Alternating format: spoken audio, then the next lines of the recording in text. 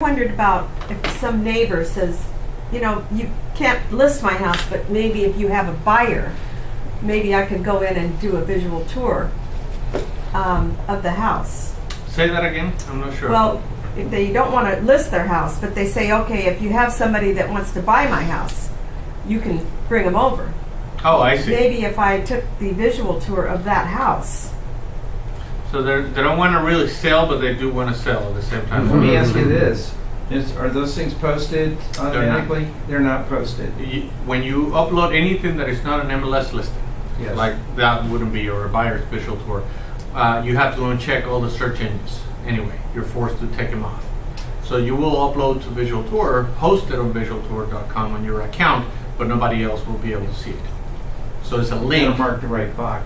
I'm sorry? You gotta mark the right box. Well, I'm going to show you exactly how to do it. And in fact, there's no, it's kind of a foolproof, I hope. So I'll show you how to do it, and you'll be able to upload any kind of visual tours that you want that are not really MLS related. So, all right.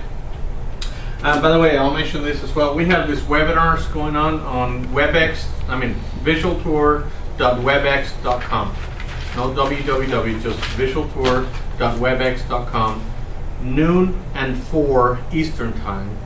We have 2 different seminars. One is a beginner's class, like the one that I'm showing you today, and the other one is more of a Craigslist Facebook class. And it's limited to 25 people, so register and then attend one of those classes. I think you're going to get a lot out of it as well. So, all right. Now, you all know how to install Visual Tour on your computer. You all know who to go to if you need to get the CD or the link to download Visual Tour Studio. I'm hoping all of you have downloaded it to your computers by now. No? That's I it? have. Yeah. Okay, 1, 2, 3, 4. Okay. I have a new computer, so I don't think it's there. Were you provided with a link or a CD?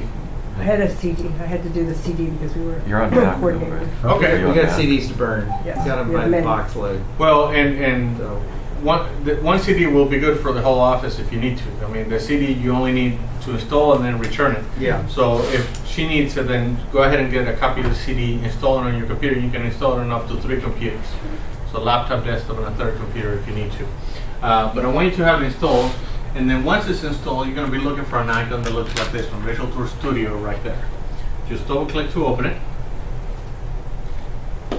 And then we'll get started with Visual Tour Studio 6. And the newest version is 6.1. The one on the CD is probably not 6.1, so it'll update automatically anyway. So just So Like you, the last couple days. yeah, Yeah. it did. so even though if you signed on initially with a CD, you don't have to download it. It'll automatically do it for you. It will automatically Okay, good. download it for you. The first time you open it, it'll go online and check. Once the copy is registered, it'll go online and check to see if there's Okay. any updates available. If it says yes, there's updates, you want to download those Okay. right away. And then it will restart your program with the new version.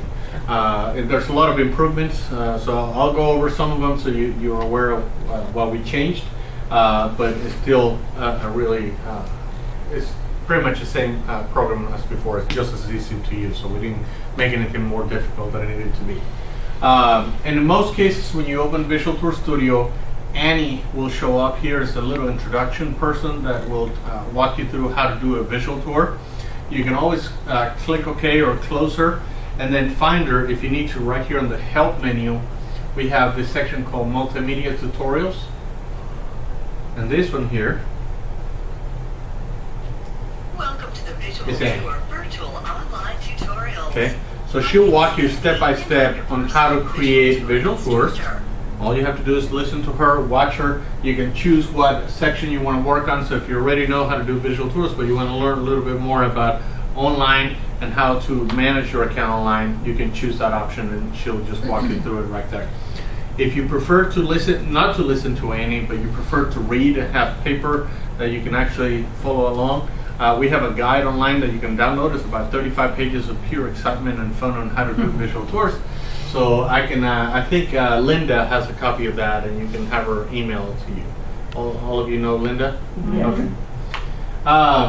And then finally, another place for help. Press F1 for help down here. Will actually bring up the instruction guide to that specific section that you're working right now.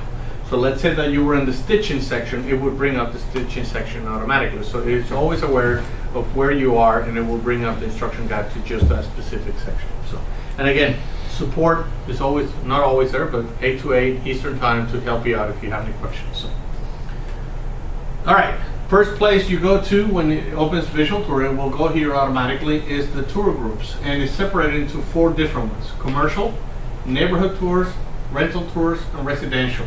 This is purely as a default. You can actually add as many tour groups as you want to.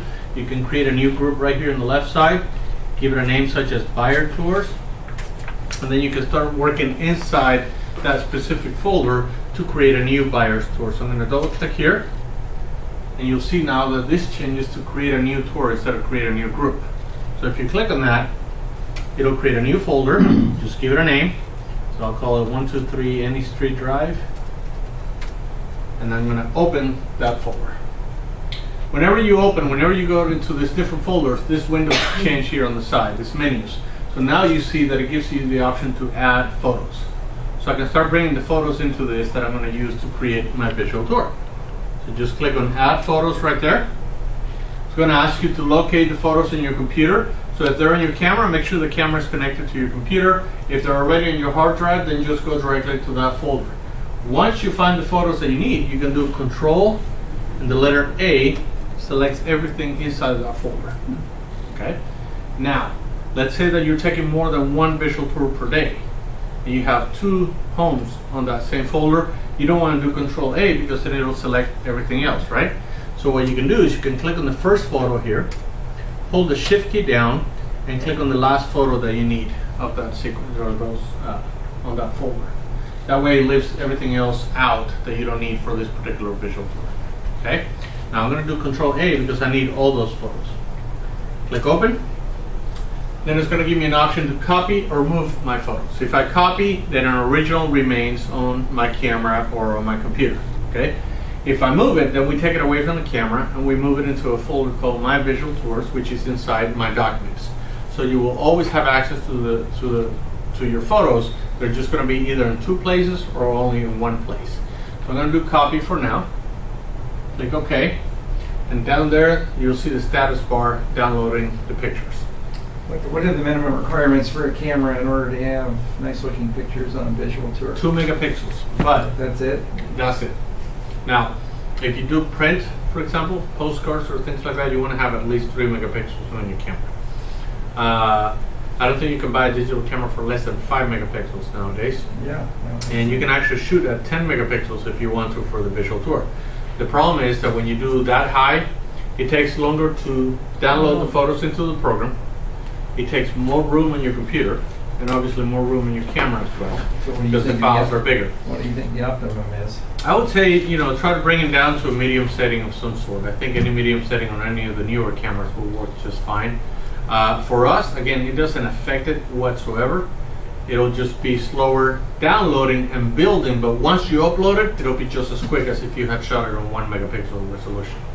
So it's just for working with them. It might be too big a file for you to, depending on your computer as well. So yeah. Does that relate to the quality of the picture, so that if you're looking at it on a small screen, it looks okay, but if you're looking at it on a big screen, it looks a little washy? It does. If you're Does using a affect 2 it? megapixel camera, then the resolution is not going to be as good as a 4 megapixel camera.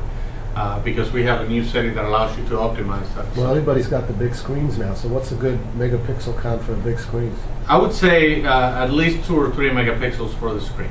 I wouldn't go any lower than that. We have a full screen visual tour viewer as well that opens the picture even more. And under the setup options here, there's an option for you to select the photo quality, make it higher or normal. So if you're using a 2 megapixel camera, for example, I would select the normal option. If you're working on higher resolution photos, then select the high quality option so that the photos are optimized to the best possible resolution for the screen. Okay, so I brought all my photos in, and I can start right away. I can see which photos go together, right? I see those 3 belong together. I keep going. I see this dining room and this dining room here go together, and then I can see these 3 here. They look like they might have some similarities in between, but they don't quite match. And the reason they don't match is because they were taken from right to left. So always take your pictures from left to right because they'll be